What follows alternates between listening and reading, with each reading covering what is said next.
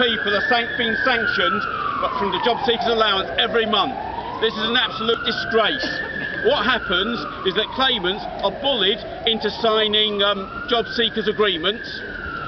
The agreements mean that they're supposed to do much more than it actually says in the legislation, or what it says in the legislation, or what it says in the regulations. Then, when people can't do that, even for the most minor infractions of this so-called agreement, then their job seekers allowance is withdrawn altogether, and people are being left penniless. This is why there's such an increase in food banks in our society, because of the way that the government in particular is attacking particularly the poor and people who rely on benefits. It's not just job seekers, there's Atos and its attack on disabled people. Thousands of people have died very soon after being told by Atos that they're fit for work. And then there's the bedroom tax, the tax that tells poor people that rely on benefits, no, you're not allowed to have a home of your own. You'll just go here, there and everywhere, wherever we see fit for you to go. The bedroom tax has had a very bad press.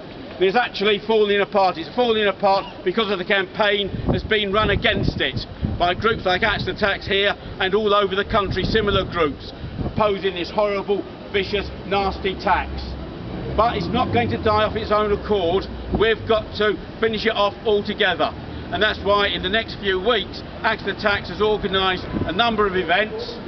On the 29th of March, we're lobbying Jason McCartney, the Tory MP for the Colne Valley.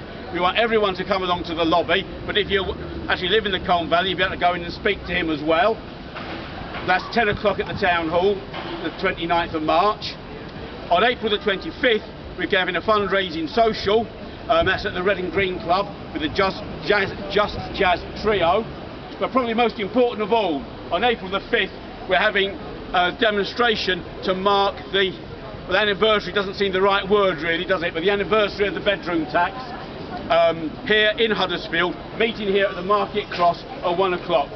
We've got leaflets about that, so please take leaflets with you. Please build that demonstration as big as we possibly can. We want a big, angry demonstration to show the Tories what we think about them, what we think about their bedroom tax, about their attempts to scapegoat the poor and disabled, to try and divert attention from the austerity that they're imposing upon everyone.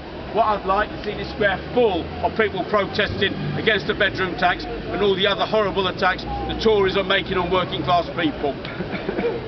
One other thing to say, the social on the 25th of April is actually going to be a joint social with Keep Our National Health Service Public. And the health service is a very important issue at the moment, and there are now proposals to close down one of the A&E units, either at Calderdale, Halifax or in Huddersfield. I think we ought to oppose that. It's about cutting, it's all about the PFI at Calderdale Hospital, it's all about privatising the health service, it's not about better care for people in their communities. So we ought to oppose any attempts to close A&E in Halifax or in Huddersfield. We certainly don't want to play one off against the other, and on top of that we should also oppose the plans to close A&E in Dewsbury as well. Before long we'll just have one A&E in the whole of Leeds for all of West Yorkshire the way things are going. We need to oppose the Tories, we need to oppose their plans for the health service, we need to oppose their plans on the attack on people on benefits. And I hope to see everyone here 1 o'clock, April the 5th. Thank you very much.